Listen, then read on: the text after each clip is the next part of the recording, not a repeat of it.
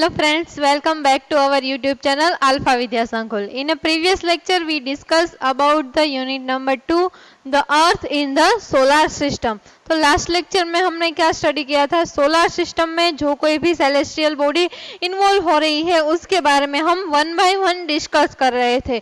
तो सबसे पहले हमारा जो सन है उसके बारे में हमने डिस्कस किया, बाद में प्लेनेट है तो 8 टाइप के प्लेनेट है उसके बारे में हमने बात किया था। उसके नेम हमें ऑर्डर में कैसे याद रखने हैं उसकी मैंने शॉर्ट ट्रिक भी आपको कल लास्ट लेक्चर में बताई थी। तो ये सब पढ़ने के बाद हमने लास्ट क्या पढ़ा था कि जो हमारा अर्थ है यानी कि जिस पर हम लिव कर रहे हैं तो वो हमारा अर्थ प्लेनेट है, उसके बारे में भी हमने लास्ट टाइम स्टडी कर लिया था कि वहां पे ह्यूमन बीइंग सरवाइव क्यों कर सकते हैं, उसके मेन 2 रीजन थे। तो अगर आपको क्वेश्चन आए कि हम ह्यूमन बीइंग है वो सिर्फ और सिर्फ जो अर्थ प्लेनेट है हमारा वहां पर ही क्यों सरवाइव कर सकते हैं, तो उसके मेन 2 रीजन है वो आपको लिखने होंगे। या पहले का रीजन क्या है कि वहां पे जो एटमॉस्फेयर होता है वो कैसे होता है, ह्यूमन बीइंग के लिए अच्छा होता है। सेकंड क्या रीजन था कि वाटर एंड एयर जो हमारे मेन कंपोनेंट है लाइफ को सरवाइव करने के लिए, हमारे जो 2 मेन कंपोनेंट है एयर एंड वाटर, वो दोनों कंपोनेंट हमें कहाँ से मिल सकते हैं, तो हमारा जो प्लेनेट है वहां से हमें मिल सकता है। और लास्ट हमने ये देखा था कि उसका जो शेप है यानी कि जो अर्थ है प्लेनेट उसका शेप कैसा है, जियोड टाइप का है, यानी कि हम जैसा कह रहे हैं कि उसका शेप गोल है तो गोल नहीं है बल्कि उसका शेप कैसा है, जियोड टाइप का है। जियोड यानी कि जो पूल का एरिया है वहां पे थोड़ा सा फ्लैट हो गया है, यानी कि कुछ इस टाइप का है। पहले हम कैसे ड्रॉ करते अर्थ को, ऐसे ड्रॉ करते थे, यहाँ पे नॉर्थ पोल और ये साउथ पोल। लेकिन अब क्या हो गया है कि यहाँ पे जो ये पोल है हमारा नॉर्थ एंड साउथ पोल, वहां का जो एरिया है वो थोड़ा सा ऐसा फ्लैट हो गया है। फ्लैट होके कैसा दिख रहा है, फ्लैट होके हमें कुछ इस टाइप का दिख रहा है। ये नॉर्थ हो गया और ये साउथ, तो इसे हम क्या कहेंगे, जियोड टाइप कहेंगे। जियोड टाइप का शेप हो गया है। और लास्ट ये भी देखा था कि जो ये अर्थ प्लेनेट है अगर हम आउटर स्पेस में से इसे ऑब्जर्व करें तो हमें कैसे दिखती है, ये ब्लू कलर की दिखती है, तो उससे ब्लू प्लेनेट भी कहा जाता है। तो ऐसा क्यों कहा जाता है, तो उसका रीजन ये है कि अर्थ जो हमारा है प्लेनेट वहां पर ज्यादातर वहां पे क्या है, ज्यादातर वहां पे वाटर है और लैंड सिर्फ और सिर्फ कितने परसेंट में है, यानी कि अगर हम बात करें एज ए कंज्यूम कर ले कि 100% में से क्या है, तो 100% में 70% है वो वाटर है एंड 30% में क्या है, 30% में लैंड है। तो यानी कि सबसे ज्यादा एरिया किससे कवर्डेड है, सबसे ज्यादा एरिया जो ये वाटर है उससे कवर्डेड है। इसीलिए अगर हम आउटर स्पेस में से ऑब्जर्व करें अर्थ प्लेनेट को तो हमें कैसे दिखेगी, ये ब्लू कलर की, इसीलिए उसका दूसरा नेम भी दिया गया है अर्थ प्लेनेट का, क्या है, ब्लू प्लेनेट। तो आज हमें ये जो नेक्स्ट सेलेस्टियल बॉडी है उसके बारे में डिस्कस करना है। नेक्स्ट है हमारा जो सेलेस्टियल बॉडी है वो है मून। मून क्या है, मून 1 टाइप ऑफ सैटेलाइट है। सैटेलाइट क्या है ये भी आपको पता होना चाहिए, तो चलिए पहले फिर से उसे रिकॉल कर लेते हैं कि सैटेलाइट किसे कहा जाएगा। तो मून क्या है, मून है ही 1 टाइप ऑफ, जो हमारा अर्थ का प्लेनेट अर्थ है उसका ओनली 1 ही सैटेलाइट है, वो कौन सा है, मून। मून यानी कि सैटेलाइट। तो अब सैटेलाइट के बारे में बात करते हैं। सैटेलाइट यानी कि ऐसी सेलेस्टियल बॉडी कि जो हमारे प्लेनेट के अराउंड रोटेट करती हो उसे हम क्या कहेंगे, उसे हम सैटेलाइट कहेंगे। देखो मैंने यहाँ पे ये बोला है कि जो सेलेस्टियल बॉडी प्लेनेट के अराउंड रोटेट करती है उसे सैटेलाइट कहा गया है, लेकिन जो कोई भी सेलेस्टियल बॉडी है वो अगर सन के अराउंड रोटेट करती है तो उसे क्या कहा जाएगा, उसे प्लेनेट कहा जाएगा।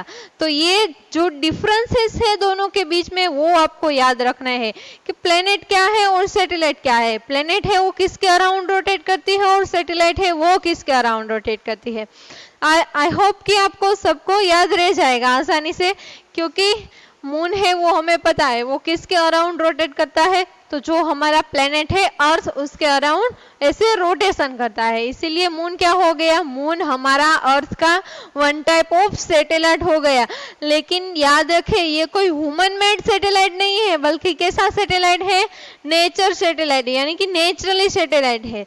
तो अगर हमें लिखना हो तो मून के बारे में तो पहला वर्ड हम क्या लिखेंगे पहले सेंटेंस में, तो ऐसा लिखना है कि it is a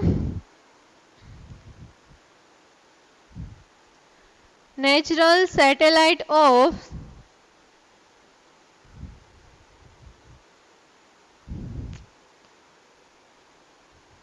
earth.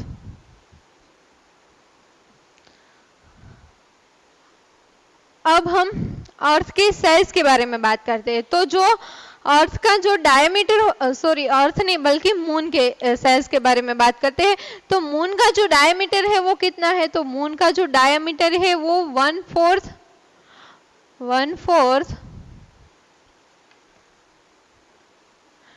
Diameter of the earth, यानी कि सपोज फॉर एग्जाम्पल यहाँ पे क्या है, ये हमारा अर्थ है, देखो ये क्या हो गया, डायमीटर हो गया। तो ये डायमीटर अगर सपोज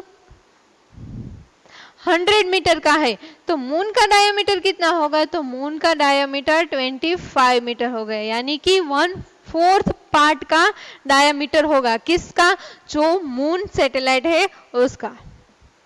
अब अगर हम नेक्स्ट बात करें तो मून है वो हमें ऐसे it's appear is a big, because उसका रीजन क्या है, यानी कि अगर हम देखें तो मून है वो हमें बड़ा दिखता है एज कंपेयर टू सन।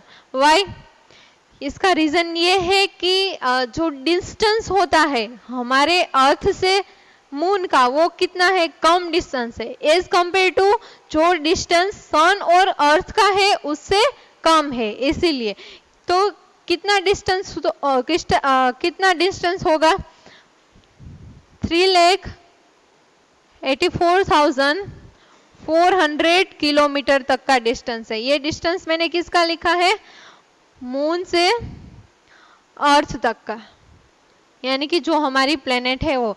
अब यही डिस्टेंस अगर हम अर्थ से सन का जो डिस्टेंस है उसे कंपेयर करेंगे तो क्या होगा, ये कम होगा, इसीलिए हमें वो क्या दिखाई देता है, बिग दिखाई देता है। जो हमारा सेलेस्टियल बॉडी सन आया था उसमें हमने पढ़ा था सन और अर्थ के बीच का डिस्टेंस कितना है, 115 મિલિયન કિલોમીટર का है। એના કમ્પેરમાં આ કેટલું કહેવાય, તો આ જે कंपेयर છે इसके कंपेयर में ये कितना हो गया, कम हो गया ना। इसकी वजह से क्या होगा कि इसकी वजह से जो मून है वो हमें सन के कंपेयर में थोड़ा बिग दिखता है। तो उसका मेन रीजन यही है, क्या है, डिस्टेंस। अब हम नेक्स्ट बात करें तो ये जो सेलेस्टियल बॉडी में क्या हो गया कि ये मून है सेलेस्टियल बॉडी, लेकिन इसके अलावा भी क्या होता है कि ह्यूमन मेड सेलेस्टियल बॉडी भी होती है, जो कैसी होती है, आर्टिफिशियल बॉडी होते हैं, कि यानी कि जो हमारे साइंटिस्ट है वो ऐसे वर्क करके बनाते हैं और बाद में ऐसे रॉकेट के थ्रू क्या करते हैं, स्पेस में उसे लॉन्च करते हैं। बाद में क्या होता है कि बाद में जब स्पेस में पहुंच जाता है तब रॉकेट में से ये सैटेलाइट अलग हो जाएगा, और अलग हो गए कहाँ पे जाएगा, वो जो सैटेलाइट है वो अलग हो गए जो हमारी जो मून जिस ऑर्बिट पर रोटेशन कर रहा है सेम उसी ऑर्बिट पर ये जो सैटेलाइट होगा, ह्यूमन मेड सैटेलाइट होगा, वो भी उस ऑर्बिट में रोटेशन करने लगेगा। किसके अराउंड, जो हमारा अर्थ है उसके अराउंड, वो भी किस ऑर्बिट में, जिस ऑर्बिट में मून है वो ऐसे रोटेट करता है उस ऑर्बिट में। अब हम बात करें अगर कि जो हमें पता है कि जो अर्थ है उसे एक रोटेशन कंप्लीट करने के लिए, सन के अराउंड एक रोटेशन कंप्लीट करने के लिए 365 डेज इतना टाइम ड्यूरेशन लगता है। तो अगर मून की बात करें तो मून को कितना टाइम लगता होगा अर्थ के अराउंड रोटेशन करने में, तो मून को 27 डेज लगता है रोटेशन के लिए। किसके अराउंड, जो हमारी अर्थ है उसके अराउंड। तो ये रोटेशन की बात हो गई।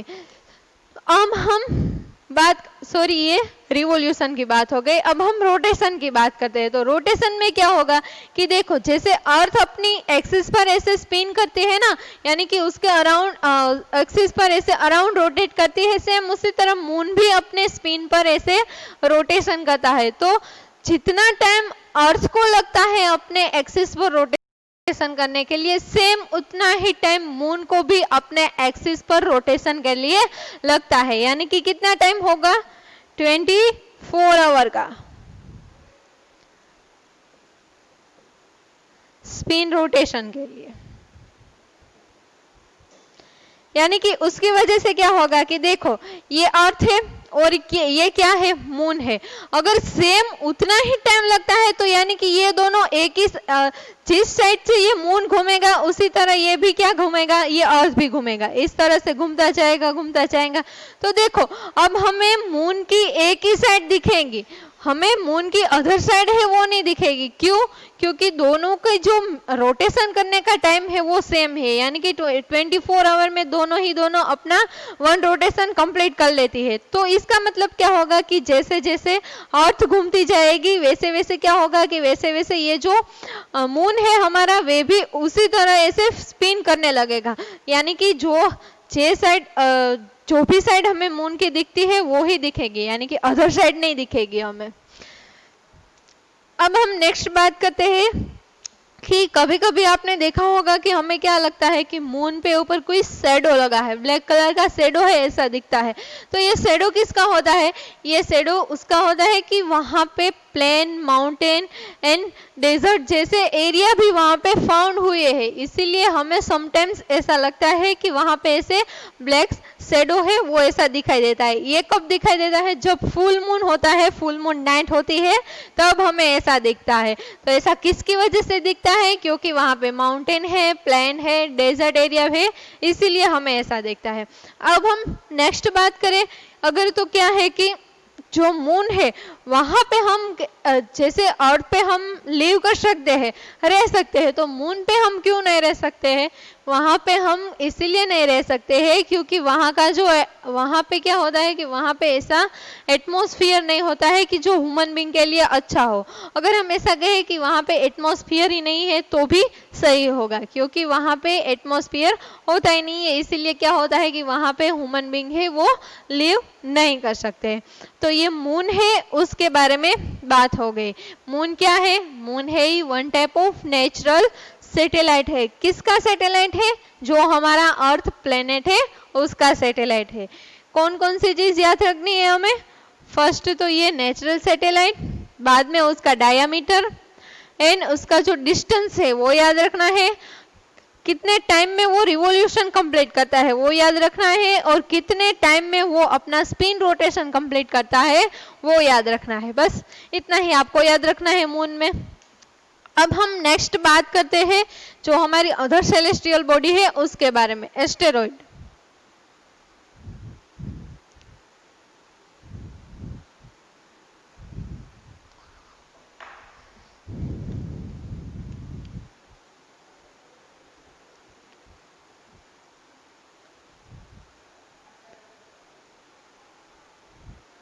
एस्टेरॉइड है उसके बारे में बात करते हैं। तो ये क्या है, पहले उसकी डेफिनेशन हम लिख लेते हैं। Despite planet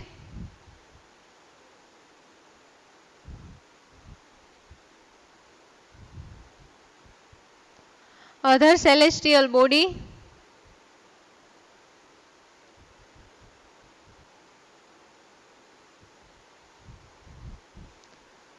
star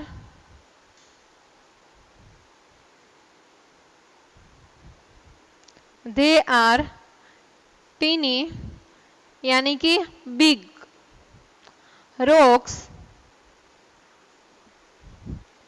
are rotate around the sun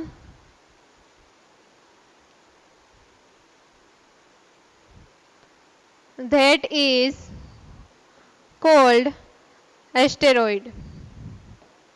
तो एस्टेरॉइड की डेफिनेशन क्या हो गई कि जो हमारे सोलर सिस्टम में जो प्लेनेट है, जो अदर सेलेस्टियल बॉडी है, स्टार है, इसके अलावा भी कुछ और भी होता है, यानी कि जो टीनी पार्टिकल्स होते हैं, यानी कि जो बिग रॉक्स होते हैं, जो किसके अराउंड रोटेशन करने लगते हैं, जो हमारा सन है उसके अराउंड ऐसे रोटेशन करने लगते हैं, तो वो क्या कहलाता है, तो वो हमारा एस्टेरॉइड है, वो कहलाता है। अब वो हमें फाउंड कहाँ पे होगा, यानी कि अपीयर कहाँ पे होगा ये, तो एस्टेरॉइड आर फाउंड इन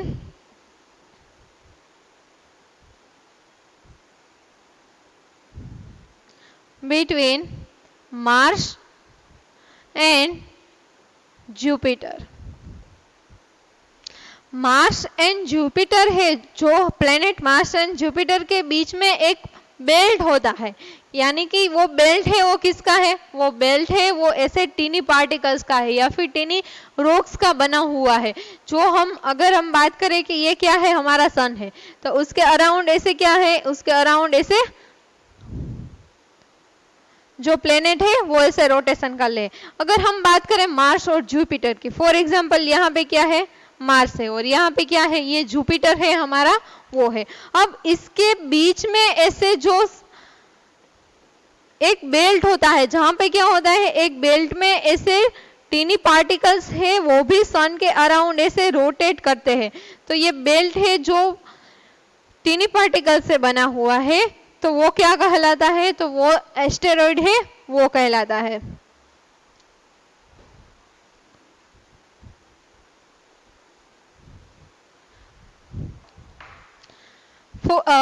कुछ जो साइंटिस्ट है उसका मानना ऐसा है कि ये जो एस्टेरॉइड है वो क्या है, वो वन टाइप ऑफ हमारा प्लेनेट है, उसका ही पार्ट है।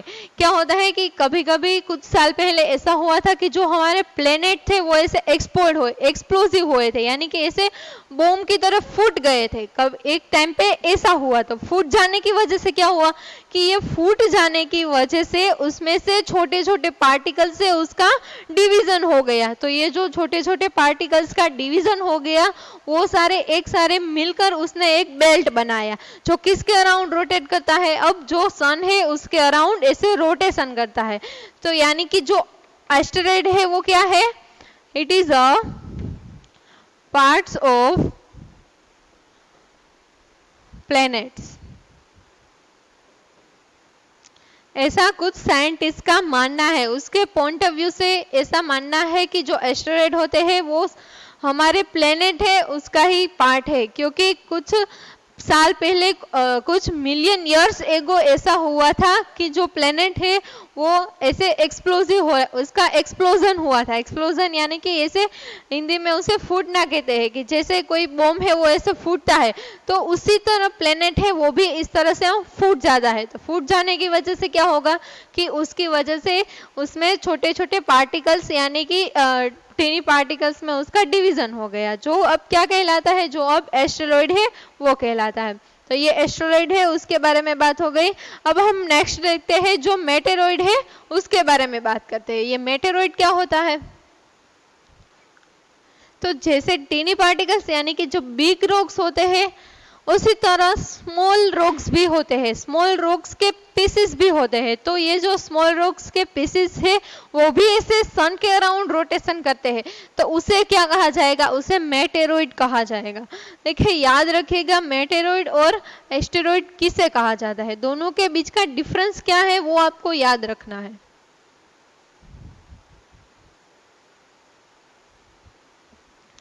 मेटेरॉइड यानी कि some small rocks, particles या फिर species rotate around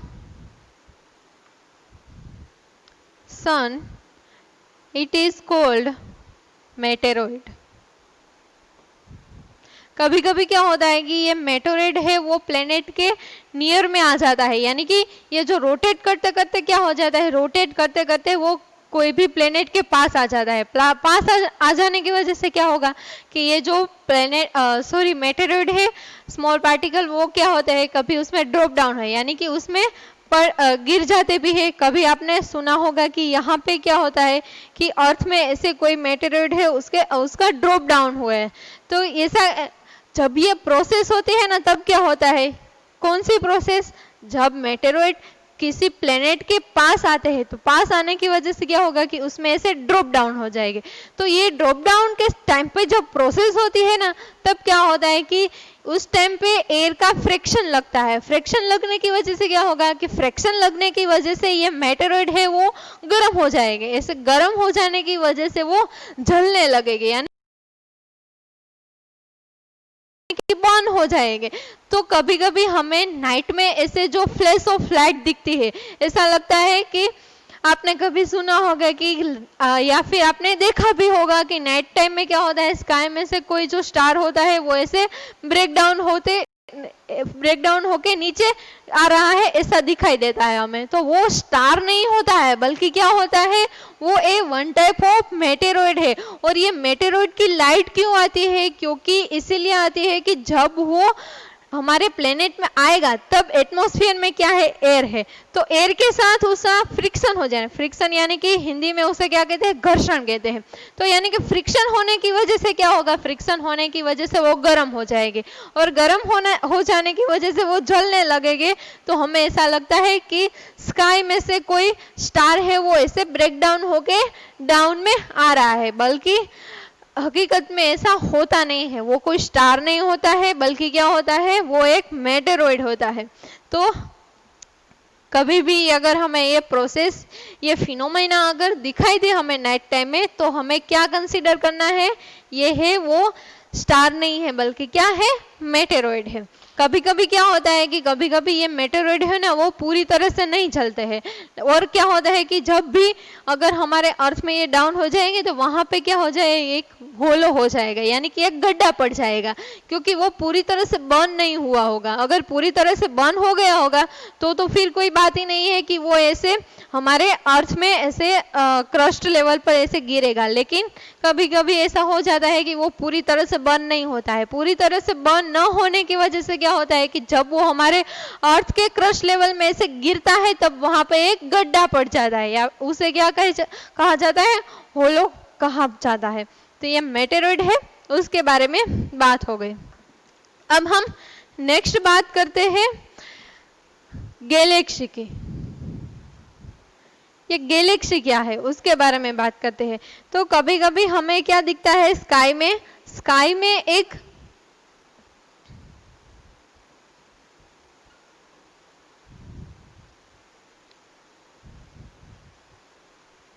एक ब्लू ऐसे बड़े क्लाउड्स की हमें लाइन दिखने लगती है जो कैसे राउंड में होती है। तो एक्चुअल में क्या होता है कि गैलेक्सी है वो क्या है, वो गैलेक्सी है वो 100 और 1000 से भी ज्यादा स्टार का एक क्लस्टर बना हुआ है। यानी कि गैलेक्सी की हम डेफिनेशन दे तो क्या होता है कि it is a cluster of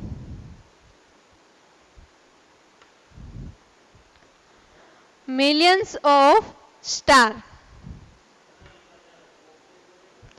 जैसे कि फॉर एग्जाम्पल स्टार की बात करें हम तो फॉर एग्जाम्पल सन है, तो सन क्या है, वन टाइप ऑफ स्टार है ना। स्टार की डेफिनेशन क्या है, किसे कहा जाता है, वो हमने ऑलरेडी स्टडी कर लिया है। तो क्या होता है कि जो क्लस्टर बना हुआ है मिलियन ऑफ स्टार का, उसे क्या कहा जाता है, उसे गैलेक्सी है, उसे ऐसा कहा जाता है। अगर हम हमारी बात करें तो हमारा जो सोलर सिस्टम है वो किस टाइप की गैलेक्सी का पार्ट है, तो वो जो मिल्की वे गैलेक्सी है, मिल्की वे गैलेक्सी उसका पार्ट है। कौन है, जो हमारा सोलर सिस्टम है वो। तो ऐसा क्यों कहा गया है मिल्की वे गैलेक्सी, ऐसा इसलिए कहा गया है कि इन एशियन टाइम के लोग ऐसा मानते थे कि क्या मानते थे कि जो हमारा स्काई है वो क्या है, वो एक रिवर का रिफ्लेक्शन है। यानी कि रिवर का जो रिफ्लेक्शन होता है वो हमें स्काई में दिखाई देता है। तो इसकी वजह से उसका नाम क्या हो गया, इसकी वजह से उसे मिल्की वे गैलेक्सी कहते हैं। अगर हिंदी में अगर इसे क्या कहा जाएगा, हिंदी में इसे आकाश गंगा ऐसा भी कहा जाता है। तो ऐसा इसलिए कहा जाता है कि एशियन टाइम के लोग ऐसा मानते हैं कि जो रिवर है उसका रिफ्लेक्शन कहाँ पे पड़ता है, उसका रिफ्लेक्शन जो हमारा स्काई है वहां पे पड़ता है, इसीलिए उसका नाम ऐसा रख दिया है। तो ये तो वन टाइप ऑफ गैलेक्सी हो गई जिसका पार्ट है हमारी सोलर सिस्टम। तो ऐसी तो कहीं सारी और भी गैलेक्सी है। तो ये सारी गैलेक्सी है वो मिलकर क्या बनाती है, many galaxy are made up of universe. यानी कि ये सारी गैलेक्सी मिलकर क्या बनाती है, यूनिवर्स को बनाती है। तो ये तो वन गैलेक्सी है, one type of milky way Galaxy, उसका हम पार्ट है। उसका पार्ट कौन है, सोलर सिस्टम है वो। लेकिन ऐसी कई सारी गैलेक्सी है जो सारी गैलेक्सी मिलकर क्या बनाती है, यूनिवर्स है उसे बनाती है। तो यूनिवर्स को समझना तो बहुत बड़ी बात हो गई ना, लेकिन फिर भी जो हमारे साइंटिस्ट है वो कुछ ना कुछ ऐसे इंफॉर्मेशन निकालते रहते हैं गैलेक्सी के बारे में या फिर यूनिवर्स है उसके बारे में। हम ये अंदाजा नहीं लगा सकते हैं कि यूनिवर्स है उसकी साइज क्या है, लेकिन उसके अंदर क्या है उसकी इंफॉर्मेशन के बारे में हम जरूर पता लगा सकते हैं। तो हमारे साइंटिस्ट लोग हैं वो भी आज यही प्रेजेंट टाइम में भी यही देख रहे हैं कि यूनिवर्स में और कितनी गैलेक्सी है इसके अलावा। तो अगर हम हमारी इमेजिन करें कि हम जो अर्थ में लिव कर रहे हैं, तो अर्थ है वो किसका पार्ट है और सोलर सिस्टम वो किसका पार्ट है। अगर इसका चार्ट ड्रॉ करना हो तो हम कैसे ड्रॉ करें, तो यहाँ पे देखो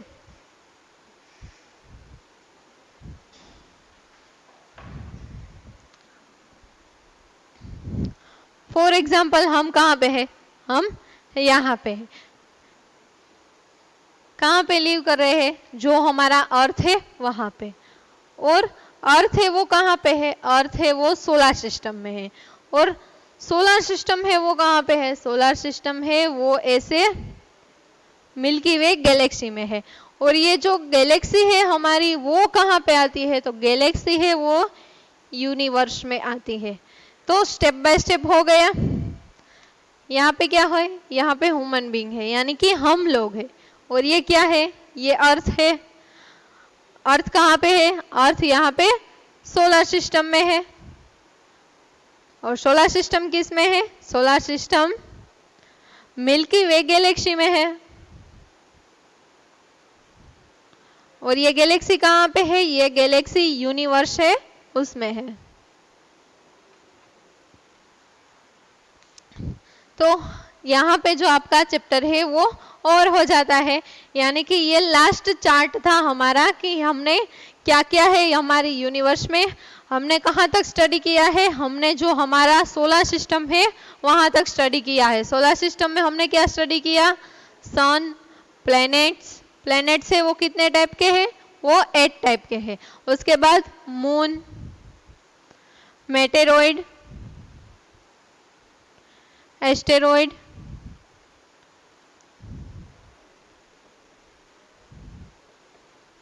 उसके बारे में स्टडी किया। इसके अलावा हमने क्या स्टडी किया, इसके अलावा भी हमने कुछ अदर सेलेस्टियल बॉडी है उसके बारे में भी डिस्कस किया।